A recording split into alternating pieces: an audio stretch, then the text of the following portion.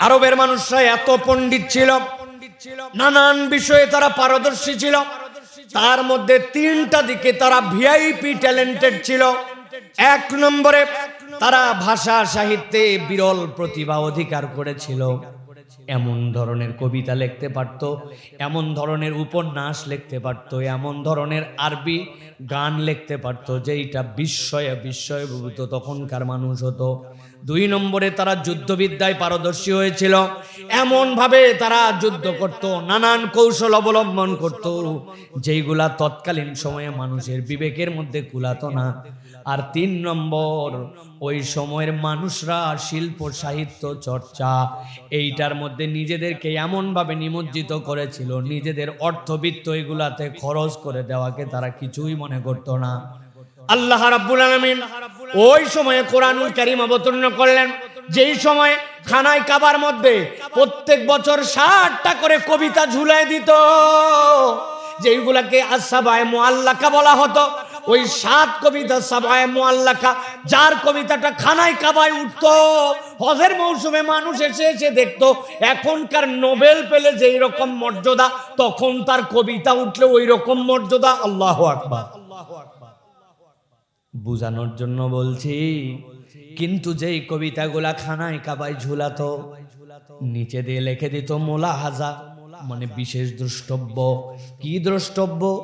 বলে যদি আমরা আমাদের সাধ্যের মধ্যে নির্বাচন করে শত শত কবিতার মধ্যে থেকে সুন্দর কবিতা দিয়েছি, কিন্তু যদি এর মধ্যে কোনো ভাষার দুর্বলতা হয়, পংক্তিমালার যদি বিন্যাসে কোনো পার্থক্য হয়, অর্থগুলার মধ্যে যদি কোনো অসঙ্গতি দেখতে পান, আমাদেরকে জানাইলে আমরা কারেকশন করে দিব। তারা এটা লিখে দিত নিচে দিয়ে। কিন্তু আল্লাহ রাব্বুল আমিন ওই মানুষগুলা যারা এত পাণ্ডিত্য অর্জন করলো, আল্লাহ তাদেরকে এবার ব্যাককল বানায় দিলেন।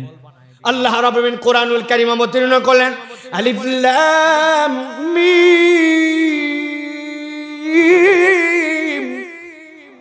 আল্লাহ রাব্বুল আমিন জানতে চাইলেন, তোমরা তো তোমার কবিতা মালার মধ্যেও বিভিন্ন ভাবে তোমরা অক্ষরের ব্যবহার তারাও করতো, কিন্তু 3টা 4টা 5টা অক্ষর ব্যবহার করা হলো।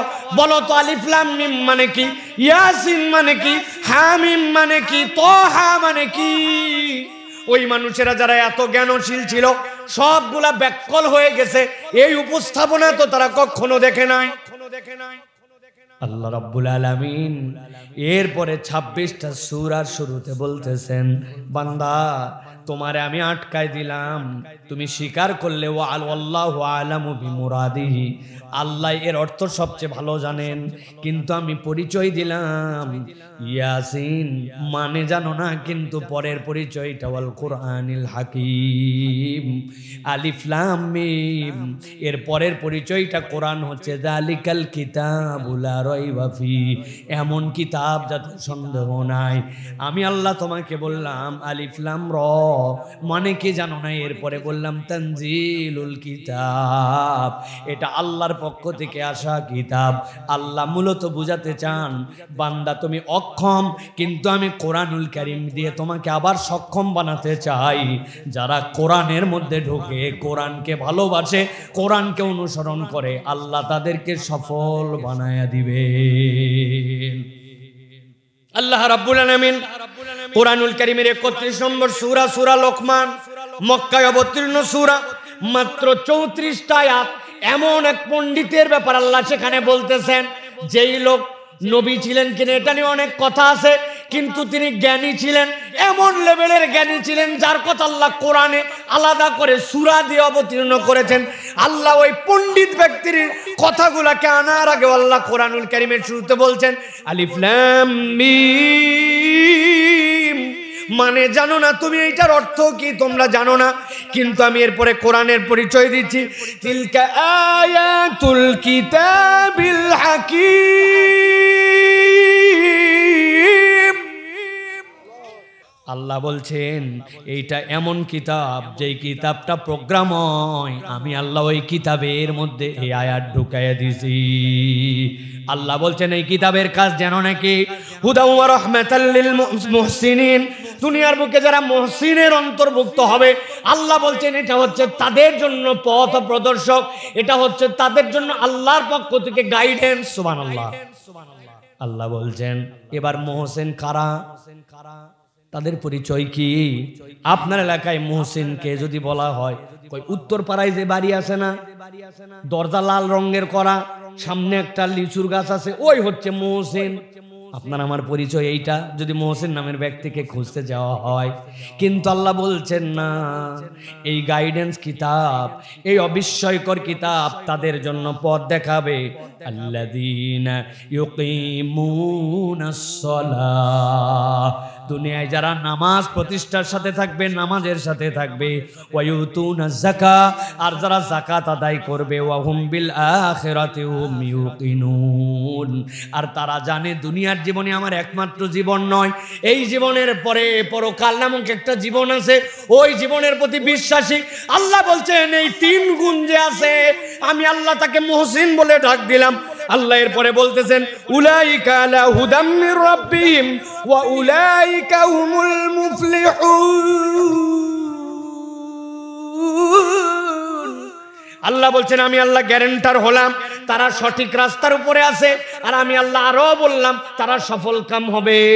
আল্লাহ রাব্বুল আমিনের এই কথার বিন্যাসগুলি আমার যোগ্যতা কম, আপনার দিলের মধ্যে হয়তো ঢুকাতে পারবো না, কিন্তু একবার ঠান্ডা মাথায় বোঝেন। আল্লাহ এমন অক্ষর দিয়ে শুরু করলেন, আল্লাহ জানতে চাইলেন তুই মানে জানিস নাকি? কত পণ্ডিত তুই, কত জানিস তুই, বল দেখে আলিফ লাম মিম মানে কি? হা হয়ে গেছে আল্লাহ আমি জানি না, আমি অক্ষম হয়ে গেলাম। আল্লাহর পরে সক্ষমতা দেখাচ্ছেন, স্পিড ব্রেকার দিয়ে তোমাকে থামায় দিয়েছেন, এখন তুমি আবার নতুন করে জীবনের গতিপথ শুরু করো।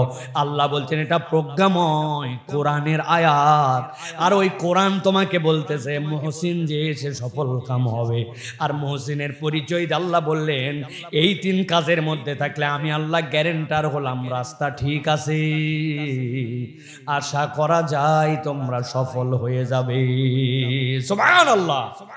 প্রিয় ভাইয়েরা, তাহলে আজকে আমরা যে কোরআনুল কারীম শোনার জন্য এসেছি, যেই কোরআনুল কারীম থেকে আমরা কথা শুনবো, এই কোরআন আমাদেরকে সফলতার দিকে নিয়ে যেতে চায়, ঠিক কি না?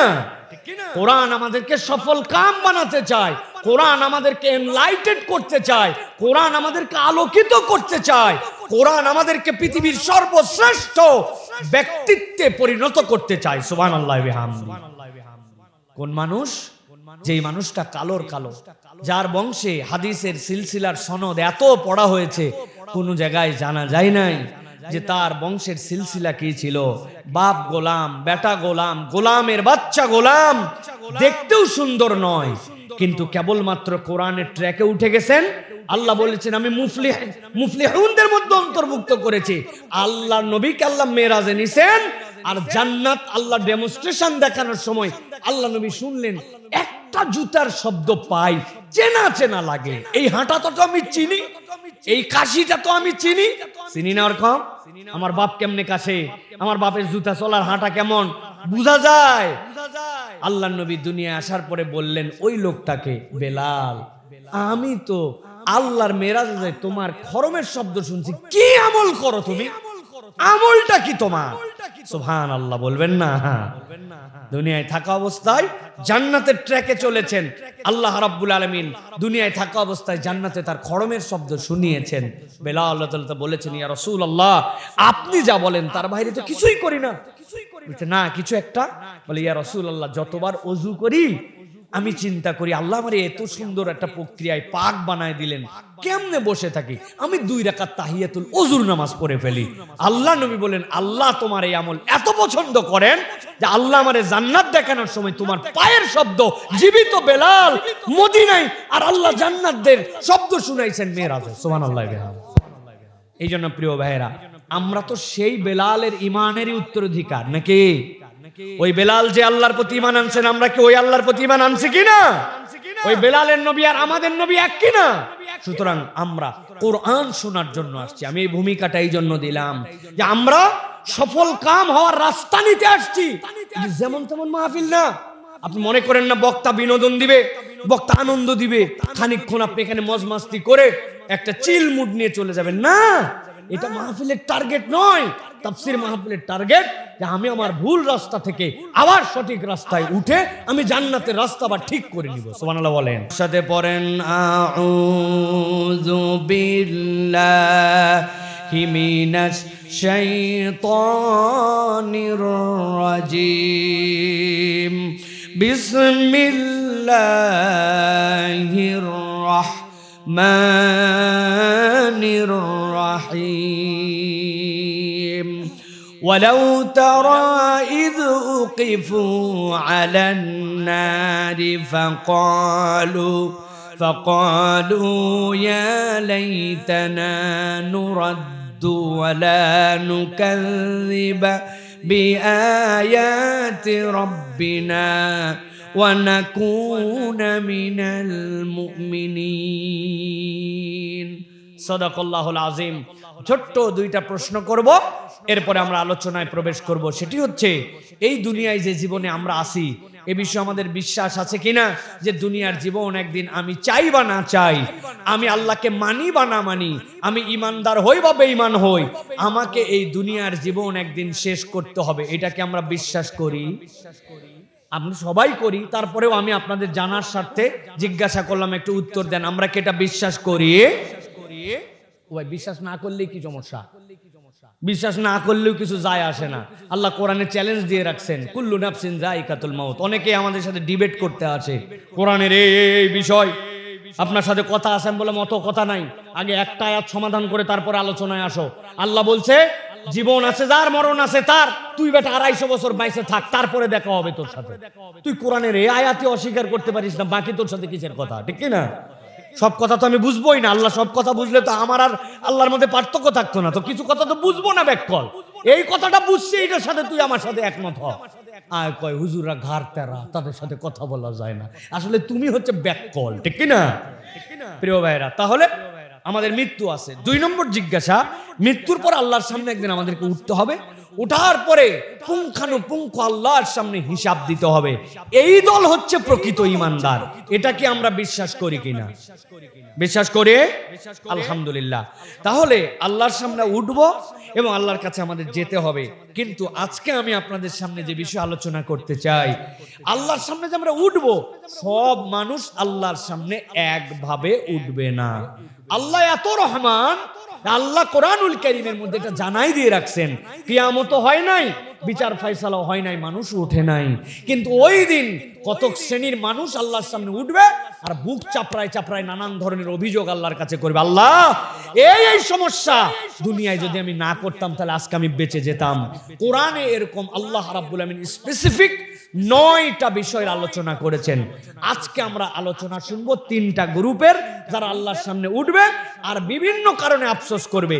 এই গ্রুপের মধ্যে যদি আমরা ঢুকে থাকি, আজকেই প্রশ্ন ফাঁস হয়ে গেল, আমরা প্রস্তুতি নিয়ে ফেলবো, এই বদখাসলত ত্যাগ করব, এই নিয়তে আজকে আমরা কথা শুনবো। তাহলে জিজ্ঞাসা করতে চাই, আজকের আলোচনা হবে পরকালে উত্থিত কয় শ্রেণীর? জোরে বলতে হবে, কয় শ্রেণীর? একসাথে শব্দ করে বলতে হবে। ও ভাইয়েরা, দুপুরে যারা ভাত খাইছেন তারা খালি কথা বলেন, কয় শ্রেণীর? হাতগুলো এরকম করে রেডি করেন। আমি যেই জিজ্ঞাসা করব কয় শ্রেণীর, হাত ঠাস করে তুলে দেখাতে হবে 3 শ্রেণীর। কয় শ্রেণী? সব হাত ওঠে নাই, হাত নামান, একসাথে তুলেন। কয় শ্রেণী? এই পিছনের যুবকেরা হাত উঠতেছে না তোমাদের? ওই যে খয়েরি কালারের জামা পরে, হ্যাঁ কেবল তুলছো, হাত নামাও আরেকবার, একসাথে তোলো। কয় শ্রেণী? জোরে করে বলো, কয় শ্রেণী? আলহামদুলিল্লাহ। বলবেন হুজুর কি শুরু করলেন আপনি, আইসে হাত তোলাই লাগবে মানে কি? ভাই আমার বয়স কম, আবার একবারে কম না, দেখতে ছোটখাটো মানুষ, একবারে কম বয়স না। মাহফিল 17তম। আমি যদি আমাদের অতিথিদেরকে সাক্ষী রেখে বলতে চাই, 16তম মাহফিলে আপনাদের শেষ দিনের প্রধান আলোচক কোন সাবজেক্টের উপরে আপনাদেরকে কথা বলে গিয়েছিলেন, একটু দয়া করে যে কোনো 2 জন 4 জন হাত তুলে আমাদেরকে জানান কি সাবজেক্ট ছিল। হুজুর এগুলো তোমার বাড়িতে নিয়ে যায়নি ওয়াজ, আপনি হুদামিস আবার সাবজেক্ট শুনতে চাচ্ছেন। ঠিক একই রকম আগামীকালকে আপনারা চায়ের দোকানে যেয়ে বলবেন, গতকালকে সাইফুল্লাহ ভাই আসছিল, ফাটাফাটি ওয়াজ। একজন বলছে ভাই আমি আসতে পারিনি, রাজশাহীর কাজে আটকায় গেছিলাম। কি ফাটালো? বলছে তা বলতে পারবো না, কিন্তু ফাটাইছে। এই আলোচনা আছে না? না, এই ফাটায় কি লাভ ভাই বলেন? এই যে 17তম মাহফিল, লাখ লাখ টাকা খরচ, আপনারাই আপনাদের পকেটে টাকা দিলেন। ওয়াজ যদি বাড়িতে না যায়, এই জন্য বাড়িতে নিয়ে যাওয়ার জন্য আমি যত কায়দা কানুন আছে আপনাদের কাছে কষ্ট দেওয়ার জন্য এটা করতেছি, যাতে আগামী কাল থেকে এই ওয়াজটা আমরা নিজের একজন বক্তা হয়ে যেতে পারি। বেশিক্ষণ কথা বলবো না, একদম সংক্ষিপ্ত কিন্তু গুরুত্বপূর্ণ 3টা বিষয় আপনাদের কাছে কথা বলবো। তাহলে পরকালের আলোচনা হবে কয় শ্রেণীর ব্যাপারে? মাশাআল্লাহ, একটু মনোযোগের সাথে চলেন আমরা কোরআনের মধ্যে প্রবেশ করি। আল্লাহ রাব্বুল আলামিন সূরা আনামের মধ্যে নবীজি সাল্লাল্লাহু আলাইহি সাল্লামকে বলছেন, ও আমার হাবিব, দুনিয়ার বুকে যখন আপনাকে দ্বীনের দাওয়াত দিতে দেওয়া হলো, আপনার প্রতি যখন আয়াতে কারিমা দেওয়া হলো, ওয়ানদির আশিরাতাকাল আকরাবিন, আপনি নিকটদের মধ্যে, আত্মীয়দের মধ্যে দ্বীন প্রচার করতে শুরু করেন। আল্লাহর নবী প্রথম পাথর খাওয়া ব্যক্তি, 40 বছর পর্যন্ত যার দিকে কথা বলার সময় চোখ তুলে তাকানোর মতো কারো হিম্মত ছিল না। এত শরীফ মানুষ, এত ভদ্র মানুষ, এত মুআদ্দাব মানুষ, বউকে বিশ্বাস করে না, বাপকে বিশ্বাস করে না, ভাইকে বিশ্বাস করে না। আল্লাহর নবীকে বিশ্বাস কেমন করে? যেই দিন হত্যা করবে বলে 11টা গোত্র থেকে সিদ্ধান্ত নিয়ে 11 জন দাঁড়াইছে, ওই দিনও তারা জানে যে হত্যা করে ফেলতে পারি, কিন্তু আমানত যেইগুলা দিছে ওইগুলার খেয়ানত হবে না। একবার হিসাবটা একটু মিলানোর চেষ্টা করেন। যারা সবাই মিলে সিদ্ধান্ত নিতে এই লোককে দুনিয়াতে বিদায় করবে, তাহলে উচিত ছিল তারা আমানত গুলা নিয়ে নেওয়া, কিন্তু আমানত পর্যন্ত নেয় নাই। হযরত আলী রাদিয়াল্লাহু তাআলা আনহুকে নবীজি মুয়াক্কিল বানাই দিয়ে গেছেন। বুঝানোর জন্য বলছি, ওই নবীকে পাথর নিক্ষেপ করেছে, সাহাবায়ে কেরামকে কষ্ট দিয়েছে। খাব্বাবের কষ্ট, খোবায়েবের কষ্ট, সাইয়েদনা বেলালের কষ্ট কে জানে না? আল্লাহ বলছেন এইগুলো আপনি দেখেছেন ইয়া রাসূলুল্লাহ, কিন্তু কিয়ামতের দিন আপনাকে একটা ভিন্ন দৃশ্য দেখাবো। ওয়ালাউ তারা, আপনি ওই দিন যদি দেখতেন।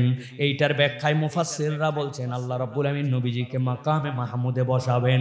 আল্লাহ যেরকম সামনে পুরোটা কিয়ামতের ময়দান দেখতে পাবেন, আল্লাহ এমন মর্যাদায় আপনার আমার নবীকে বসাবেন, হাসরের ময়দানটা নবীজি সাল্লাল্লাহু আলাইহি ওয়াসাল্লামের সামনে উন্মুক্ত হয়ে যাবে।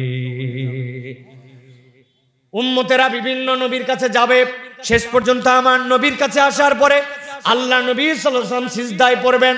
আল্লাহ যখন বলবেন মাথা উঠান, এরপরে নবীজি প্রথম সুপারিশ করবেন, যেই সুপারিশের দ্বারা কাফের, মুশরিক, হিন্দু, বৌদ্ধ, নাসারা সবাই বেনিফিটেড হবে। হিসাবটা অন্তত শুরু করেন। এইটা সুপারিশ হচ্ছে প্রথম সুপারিশ। আল্লাহ রাব্বুল আমিন বলছেন, ওই দিনে আল্লাহ রাব্বুল আমিন যখন আপনাকে বসাবেন, আপনাকে আল্লাহ একটা দৃশ্য দেখাবেন। কি দেখাবেন?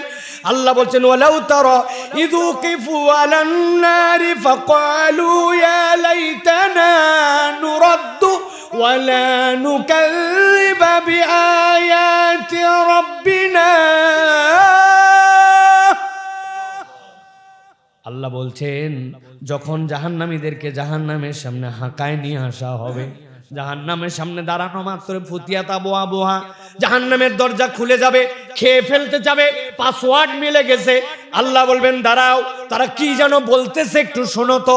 সব জাহান্নামীরা জাহান্নামের সামনে বলতে শুরু করবে, ইয়া লাইতানা, আমাদের বড় আফসোস। কেন তোমাদের আফসোস? সাথে সাথে বলবে নুরাদ্দু, যদি একবার সুযোগ পাইতাম আমরা দুনিয়ায় ফেরত যেতে চাই। আওয়াজ দিয়ে বলতে হবে, হাসরের ময়দান থেকে কি দুনিয়ায় ফেরত আসা যাবে? তোমরা তো জানো তাহলে হাসরের ময়দান থেকে দুনিয়ায় আসা যাবে না। কেন দুনিয়ায় যেতে চাও? চিৎকার করে তারা বলতে শুরু করবে, এমনি এমনি তো যেতে চাই না। ওয়ালা নুকাযযিবা বিআয়াতি রাব্বিনা ওয়া নাকুনা মিনাল মুমিনিন। দুনিয়ায় আমাদের 2টা অপরাধ ছিল। আল্লাহ, তোমার কত আয়াত আমরা মানছি আর কত আয়াত আমরা মানি নাই। তোমার আয়াতকে আমরা অস্বীকার করছিলাম আর আমরা পূর্ণ ইমানদার হতে পারি নাই। এবার খালি দুনিয়ায় পাঠায় দেখো, আমরা পূর্ণ ইমানদার হয়ে তারপরে ব্যাক করব। সুযোগ থাকবে তো? এখন আমাদের কাছে যদি জিজ্ঞাসা করা হয়, আমরা তো ইমানদার এখানে, কিন্তু আমরা কেউ এরকম আছি কিনা যে আমরা আল্লাহর আয়াতকে অস্বীকার করি? আছে নাকি? কথা বলতে হবে, আছে নাকি? বলছে আওয়াজ করে নাই, কিন্তু একটু হিসাব মিলাই তো। আমি 2টা লোক চিনি তানোরের অঞ্চলের, তাদের পরিচয়টা আপনাদের কাছে দিয়ে যায়। আল্লাহ রাব্বুল আলামিন জুমার দিনের জন্য ঘোষণা দিয়েছেন, ইযা নুদিয়া লিস-সালাতি মিন ইয়াউমিল জুমআ ফাসাউ ইলা যিকরিল্লাহ। যখন জুমার আযান হয়ে যাবে, ব্যবসা বন্ধ, দোকানপাট বন্ধ, ধান লাগানো বন্ধ, মাঠের ঘাস তোলা বন্ধ, পুকুরের মাছ ধরা বন্ধ, গোয়ালের কাজ করা বন্ধ। আল্লাহ বলছেন ফাসাউ ইলা যিকরিল্লাহ, আল্লাহর জিকিরের জন্য দৌড় দাও। হাঁটাহাঁটি করা যাবে না, দৌড়ায় মসজিদে চলে যাও। আল্লাহ সালাতের কথা বলেন নাই, জিকিরের কথা বলছেন আগে, সালাত পরে।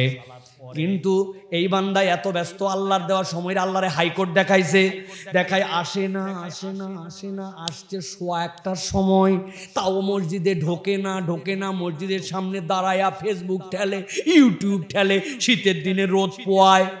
তারপরে যেই খবর পাইছে মুয়াজ্জিন ডাক দিছে, কদ কামাতিস সালাহ, শিশুর কাটে দৌড় দিছে, এক জুতা মসজিদের বারান্দায়, আরেকটা ভিতরে। এরকম মুসল্লি আপনার এলাকায় আসেনি ভাই? তারপরেও তো নামাজ পড়ছে অন্তত, তার মানে জুমার আয়াতটা অন্তত স্বীকার করে নামাজ তো আদায় করছে।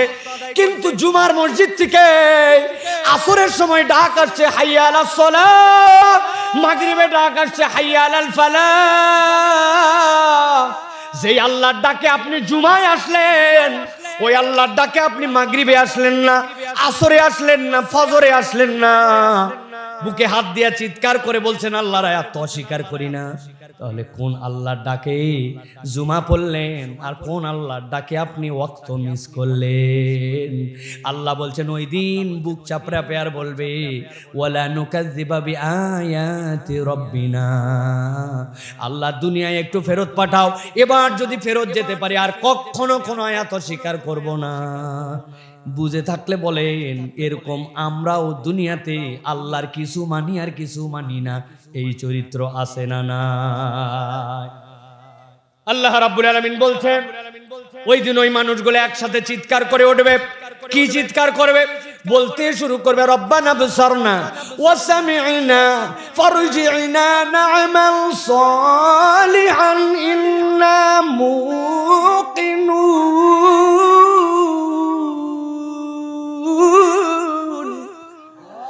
এই রব্বুল আলামিন, তুমি তো আমাদেরকে জাহান্নামের আযাব এখন দেখাই ফেলছো। এইটা নিয়ে আমাদের কত না কনফিউশন ছিল।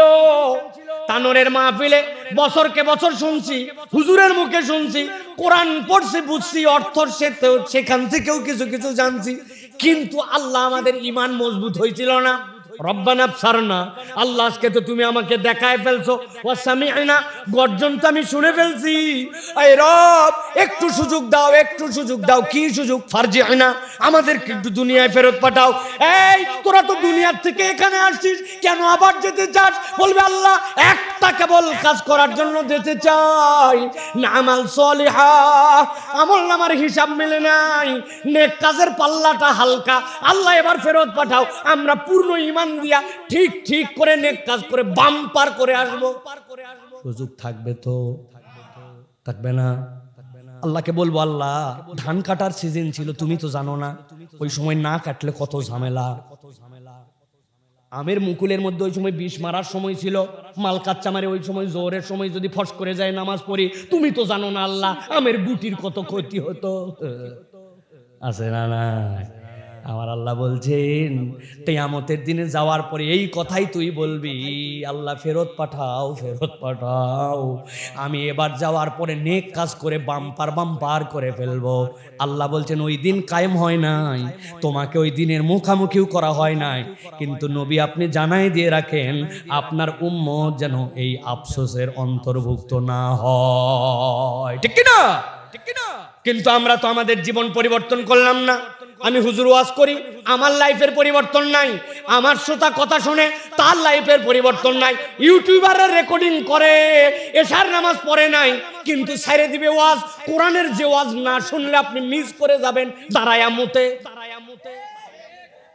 চিনি আমি এরকম অনেক কাউকে ইন্ডিকেট করে বলতেছি না, সকলের আমাদের দোষ আছে। কিন্তু ওই দিন যাওয়ার পরে যখন সময়ের স্রষ্টা আল্লাহ বলবেন, তুই আমারে সময়ের হাইকোর্ট দেখাইছিলি, এখন তুই জাহান্নামের দিকে যা। আল্লাহ কোরআনে ডিটেলস করেছেন সেইটা, ওয়াসিকাল্লাযীনা কাফারু ইলা জাহান্নামা যুমারা হাত্তা ইযা জাউহা ফুতিহাত আবওয়াবুহা। আপনার মোবাইলে প্যাটার্ন লক দিতে পারেন, আপনার মোবাইলে পাসওয়ার্ড দিতে পারেন, কিন্তু আধুনিক মোবাইলে কিচ্ছু লাগে না। আমার মেয়ে এসে বলতেছে, বাবা তোমার তো 2 হাত মাখা, কিন্তু কে যেন কল করে তোমাকে মেসেজ দিতে, বললাম মা আমার মুখ বরাবর ধর, মুখ বরাবর ধরছে, সাথে সাথে মোবাইল খুলে যায়। এটা কি কোনো কঠিন কাজ এখন? আল্লাহ বলছেন জাহান্নামের সামনে আসার সাথে সাথে তোমার জাহান্নামের দরজা খুলে যাবে, আর জাহান্নামে নিক্ষেপের আগে জিজ্ঞাসা করা হবে, আফসোস করো কেন? আমি কি নবী পাঠাই নাই? সে কি তার বার্তা তোমাদের কাছে দিয়ে যায় নাই? আমরা শোনার জন্য শুনে গেলাম, মানার জন্য শুনি না। আজকের থেকে তাহলে 1 নম্বর দলে আমরা থাকবো না। 3টা অপরাধ আল্লাহর আয়াত পূর্ণ স্বীকার করতে হবে, বুঝে ধরলেও মানি, না ধরলেও মানি।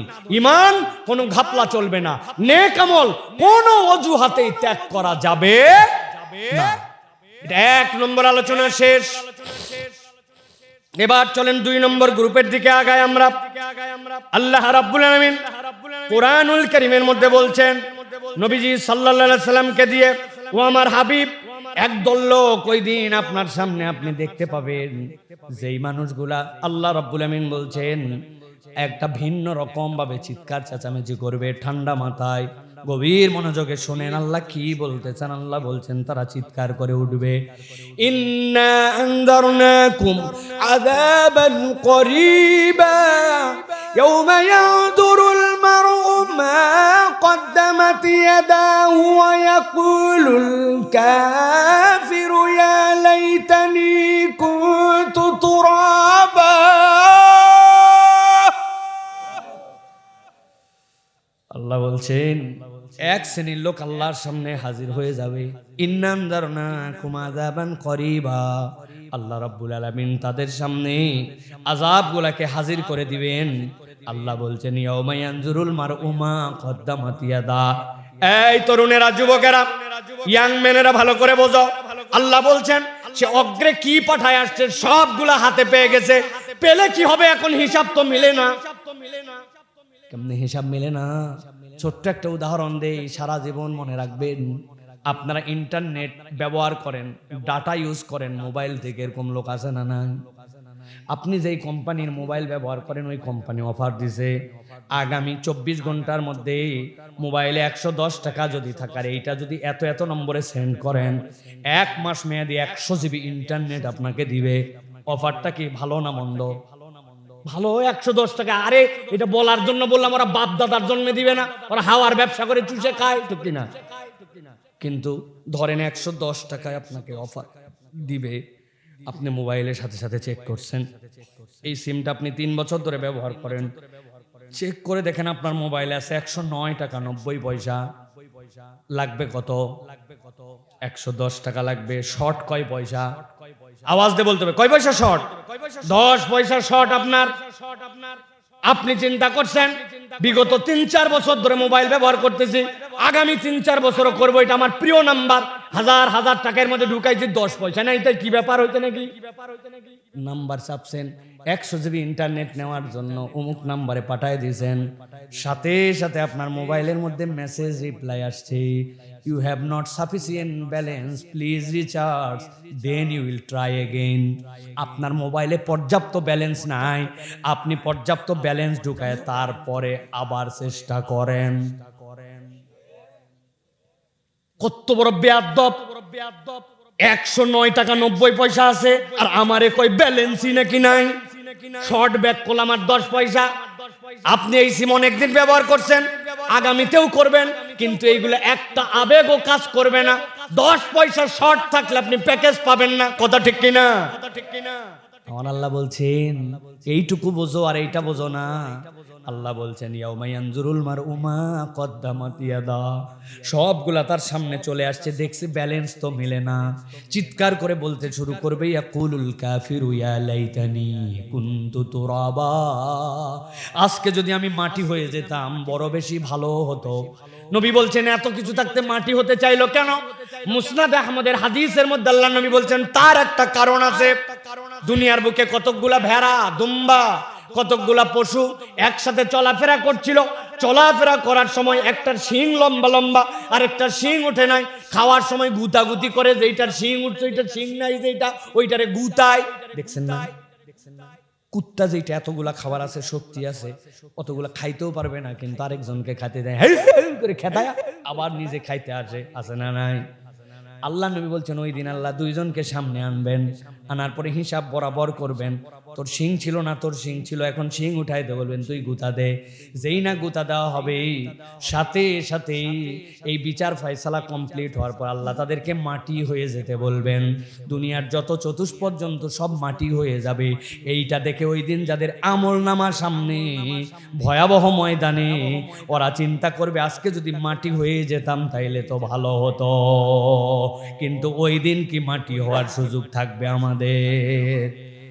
আল্লাহ রাব্বুল আমিন বলছেন যেই না এই কথা বলবে আল্লাহ রাব্বুল আমিন এমন রাগ করা করবেন তাদের ব্যাপারে আল্লাহ কোরআনুল কারীমের মধ্যে বলছেন ইয়াকুলু ইয়া লাইতানি কদ্দামতু লি হায়াতি ফায়াউমাইযিল লা ইউযিবু আযাবাহু আহাদ ওয়া লা ইউসিকু ওয়াসাকাহু আহাদ। আল্লাহ বলছেন যেই না তারা বলবে আল্লাহ আমাদের আমলনামা তো পাইছি, বড় বিপদ।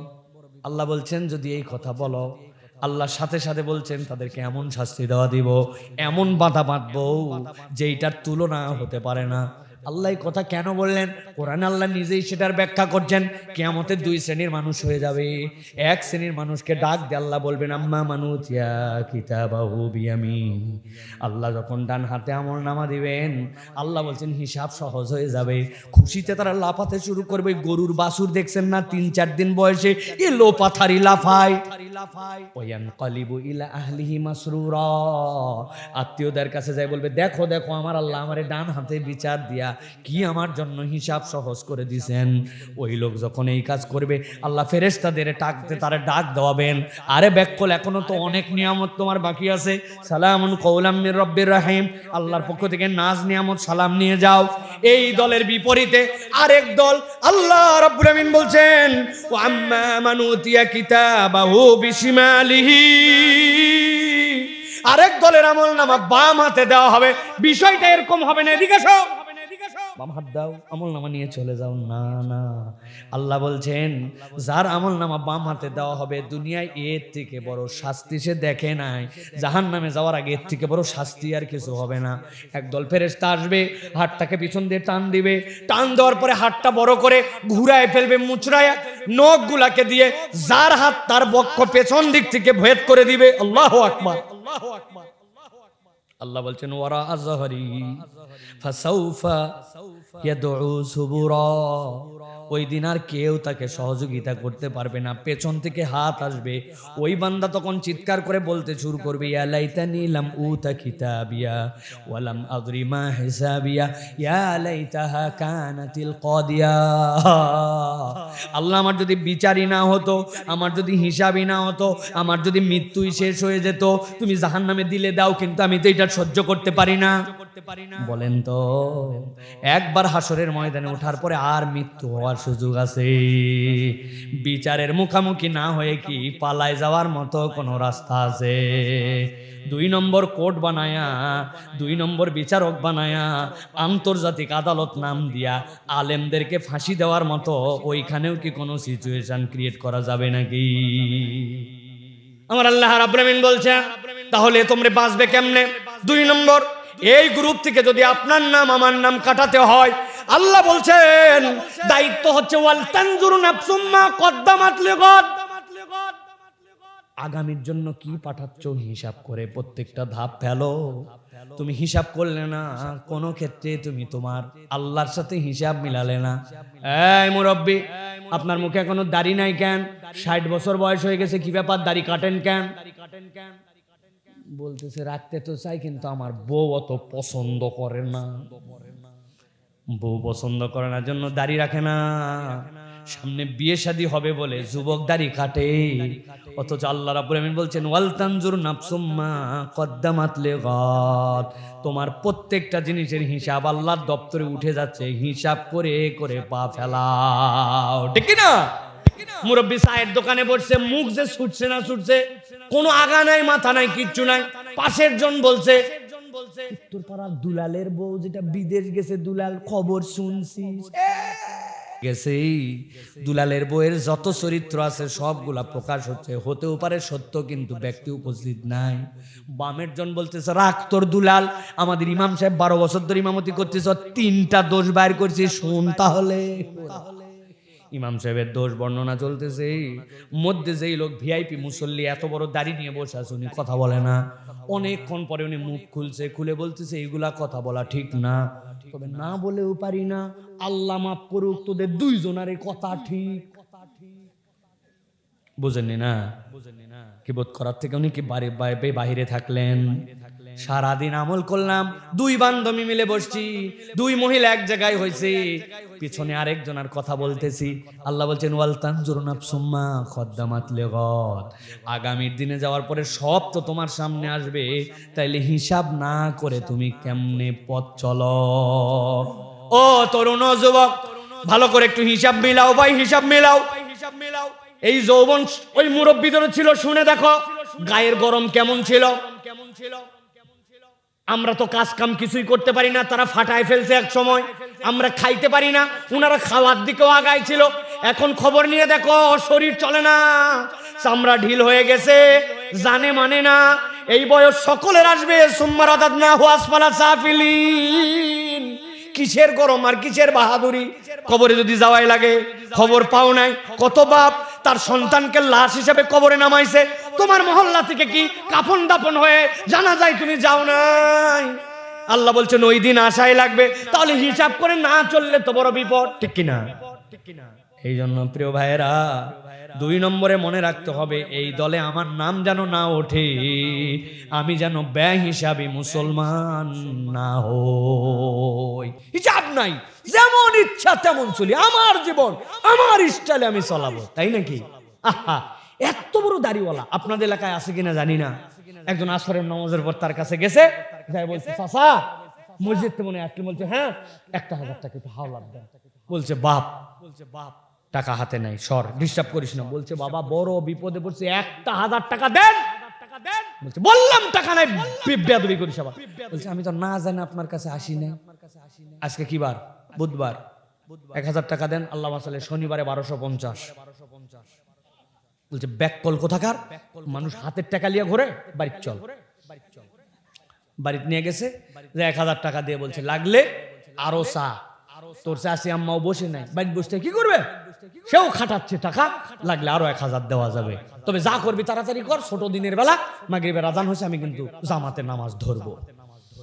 আসরের নামাজ পড়ে আসে, দাদনে টাকা লাগায়া সুদে টাকা হাওলাত দিয়া মাগরিবের নামাজ আবার জামাতে পড়তে চায়। এরকম মুনাফিক মার্কা মুসলমান আছে না নাই? আপনার এলাকা আছে? তুমি হিসাব করে চলো। ওয়াল তানজুর নাফসুম মা কদ্দামাত লিগাদ। আল্লাহর সামনে তোমার দাঁড়ানো লাগবে, ওই দিন হিসাব বরাবর করা লাগবে, সব আমলনামা সামনে চলে আসবে। পণ্ডিতি করছে, নবীজি 1450 বছর আগে আসছিল, ব্যাংক ছিল না, বিমা ছিল না, ইন্টারনেট ছিল না, ট্রেড ছিল না, ইম্পোর্ট এক্সপোর্ট ছিল না, এখন সব কিছুতে একটু সুদ লাগে, যাহা সুদ উহাই মুনাফা। এই পার্টি আছে না নাই? যাইও, যাওয়ার পরে আল্লাহ খিল্লাটি ধরায় দিবে একবারে। এই জন্য প্রিয় ভাইরা হিসাব করে চলেন। আপনি মালকাস মারার আগেও হিসাব করেন। আমার আল্লাহ বলছে পুরুষের সতর নাভির উপর থেকে হাঁটুর নিচে, আমি কোন অজুহাতে মালকাসটা মারলাম হিসাব করেন। আল্লাহ হিসাবের খাতায় লিখবে আল্লাহ। অপরের বাচ্চা একটু উন্নতি করে গেছে, আপনার জলে। অপরের মেয়ের বিয়ে ভালো জায়গায় হয়েছে, আপনার মন কুসকুস করে, আছে না নাই? কেউ দেখে না, কিন্তু আলিমুম বিজাতিস সুদূর, অন্তরের এই হিংসা বিদ্বেষের খবরও রাখে। আপনার পার্টি করে না, দল করে না বলে আপনি ওরে দেখতে পারেন না, আল্লাহ জানে, জানে কিনা? তাহলে এটা 2 নম্বর গ্রুপ। এই গ্রুপের মধ্যে আমাদের কখনো ঢোকা যাবে না। আজকের শেষ আলোচনা, শেষ পয়েন্ট, তরুণ যুবকদের জন্য, ইয়াংদের জন্য আল্লাহ যেন কোরআনুল কারীমের মধ্যে বিশেষায়িত ভাবে বলতেছেন, একদল লোক বড় বিপদে কিয়ামতের দিনে উঠবে। আল্লাহ বলছেন, নবী আপনি জানায় দেন, তারা হাত দুইটা এরকম করবে, করার পরে নিজের বুকের দিকে নিবে, নেওয়ার পরে কপালের মধ্যে চাপড় মারবে আর বুকের মধ্যে চাপড় মারবে। হাশরের ময়দানে সবাই দেখবে এরা কপাল চাপড়ায় আর বুক চাপড়ায়, আর মুখ দিয়ে একটা কথা বলতে শুরু করে দিয়েছে, ইয়া ওয়াইলাতা লাইতানি লাম আত্তাখিজ ফুলানান খলিলা। হায় আফসোস, হায় কপাল পোড়া আমি যদি অমুককে বন্ধু না বানাতাম, আমি যদি অমুকের সাথে বন্ধুত্ব না করতাম। আল্লাহ বলতেছেন ফুলান, অমুকটা, এই অমুকের জন্য আজকে আমার এই বিপদ। আল্লাহ ফেরেশতাদেরকে বলবেন, এই সন্তোষণ, অমুকের নামে এত দোষ দেয় কে? আমাদের কারো কি অমুক নামে বন্ধু আছে? না, এই অমুকটা শূন্যস্থান, সেইটা আপনিও হতে পারেন, আমিও হতে পারি, আমার সাথে সাথে বন্ধুত্ব সেও হতে পারে, অথবা যার সাথে আমার বন্ধুত্ব তার জন্য আমিও হতে পারি। কথা শোনেন ভালো করে। আল্লাহ রাব্বুল আমিন বলতেছেন, জিজ্ঞাসা করো তো এই অমুকে কত গালাগালি করে কেন?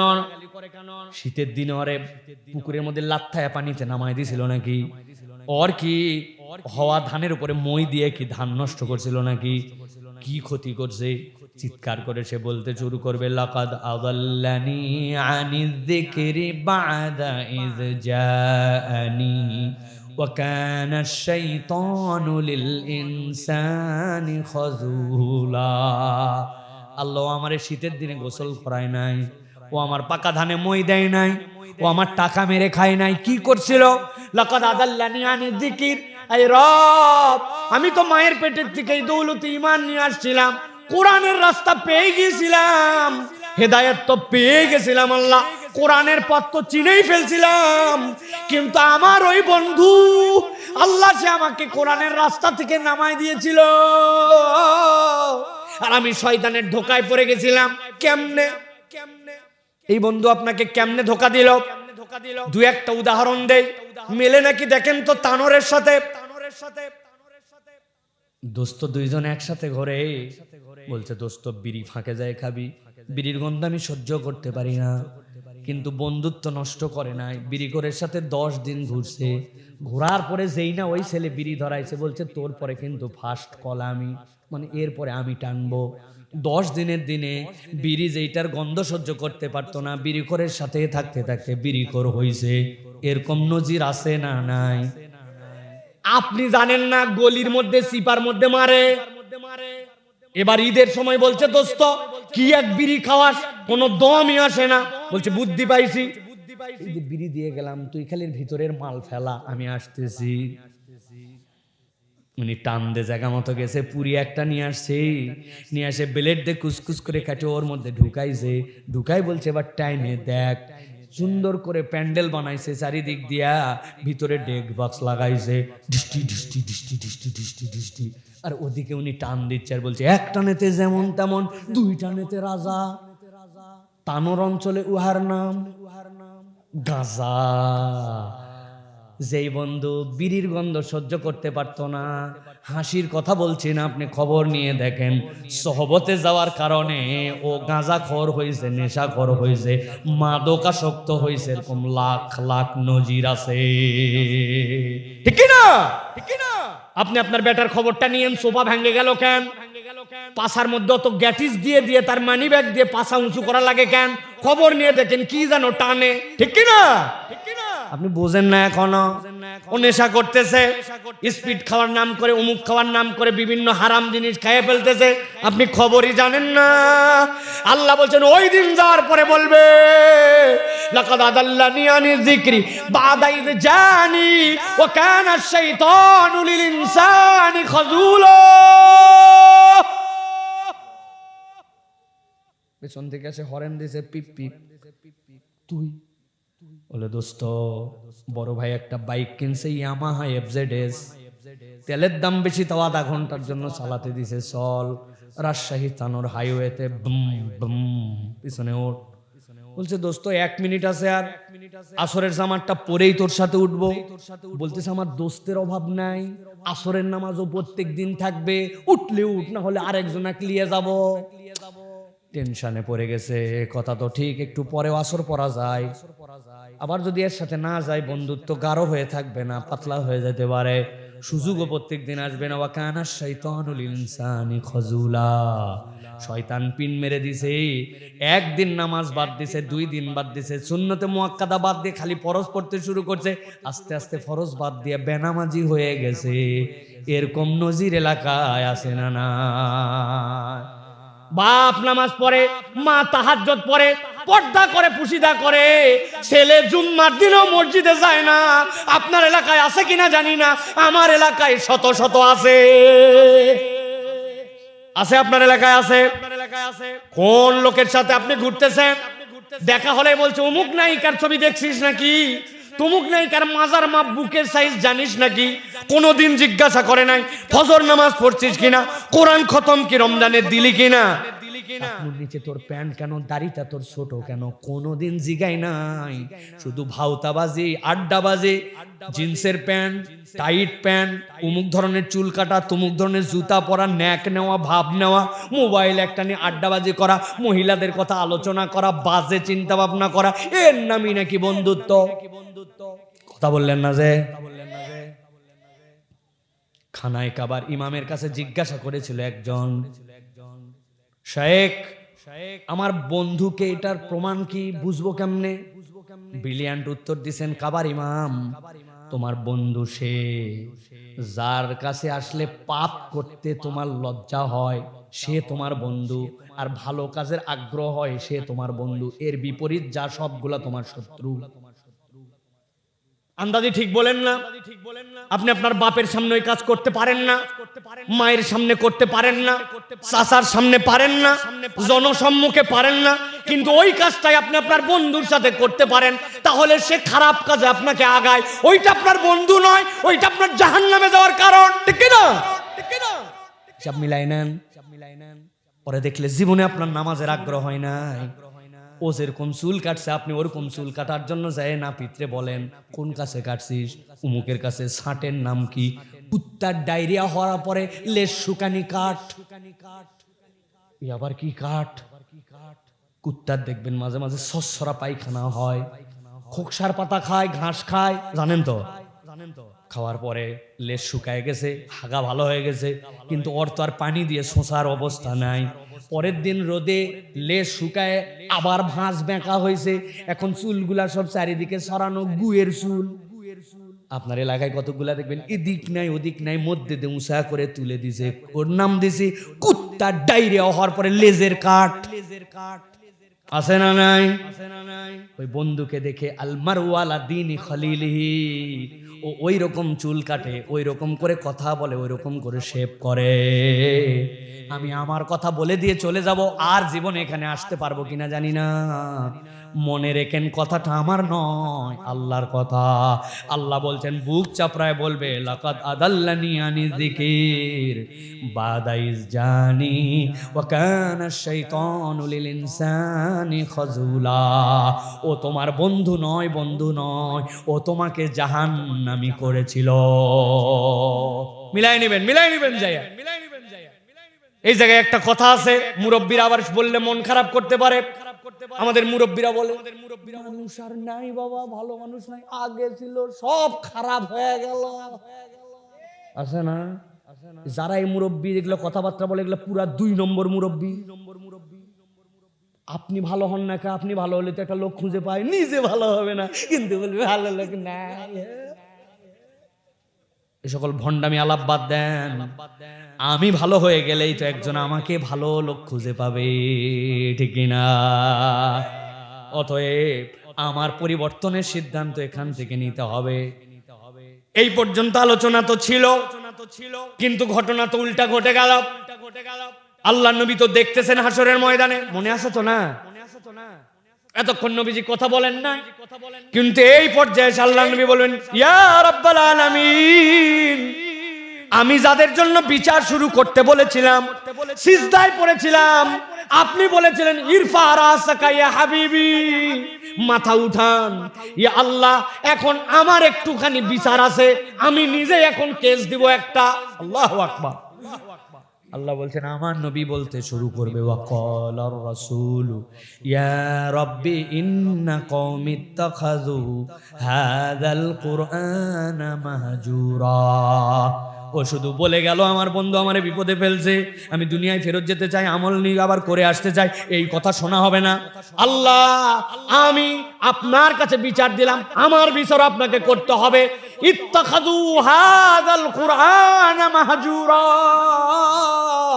ও যে একবারে বোঝে নাই তা নয়, ওর কাছে 17তম বাৎসরিক তাফসীর করা হয়েছে, শত শত কথা শুনছে, কত শতবার যে মসজিদে যে জুমার বয়ান শুনছে, কিন্তু এই কোরআনকে সে খেল তামাশা মনে করছিল। শুনলেই কি আর না শুনলেই কি, আসমান থেকে তো আর ঠাটা পড়ে না। আমি নামাজ না পড়লেই তো বিঘাতে 20 মণের নিচে যে আমার ধান হচ্ছে এরকম না। আমি যদি আখ লাগাই, কুষার লাগাই, আমি বেনামাজি হলেই কি আমার কুষার তিত হয় নাকি? কিছুই তো হয় না। সমস্যা কোথায়? আমি আমার স্টাইলে চলছি।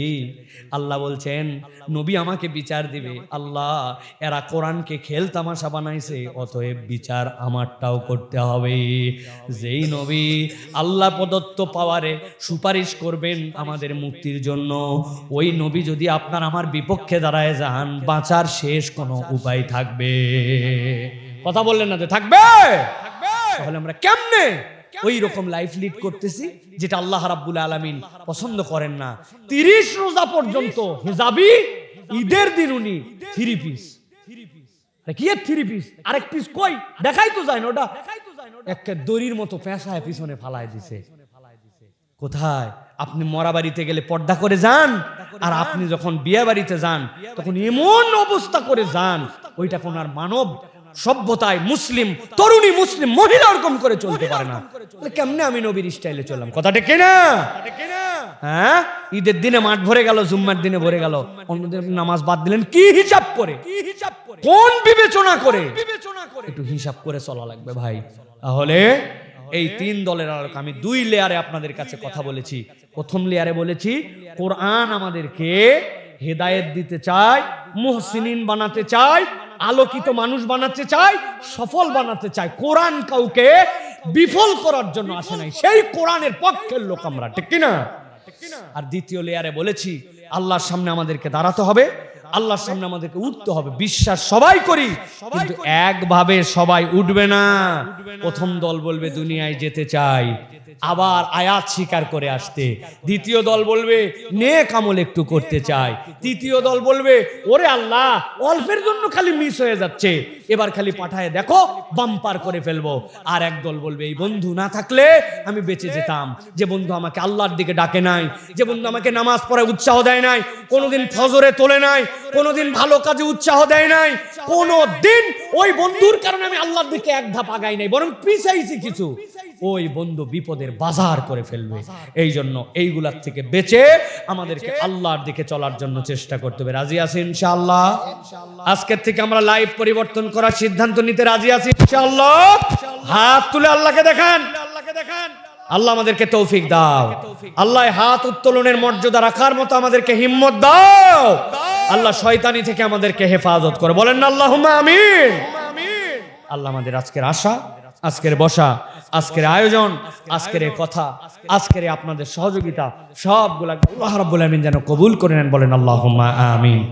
অনেকেই আপনারা সহযোগিতা করেছেন, যদি শেষ 1-2 মিনিট সুযোগ দিতে চাই, যদি কেউ বলে থাকেন যে নিয়ত করে আছেন ইনশাআল্লাহ এই মাহফিলের লাইটিং এর জন্য, প্যান্ডেলের জন্য, মাইকের জন্য, পোস্টারিং এর জন্য, হুজুর আমি একটু কন্ট্রিবিউট করব, যদি এরকম ইরাদা করে থাকেন, আর সব দিয়ে ফেললে তো আলহামদুলিল্লাহ, তাহলে আপনারা একটুখানি বলতে পারেন, ইনশাআল্লাহ আল্লাহ বারাকা দান করবে।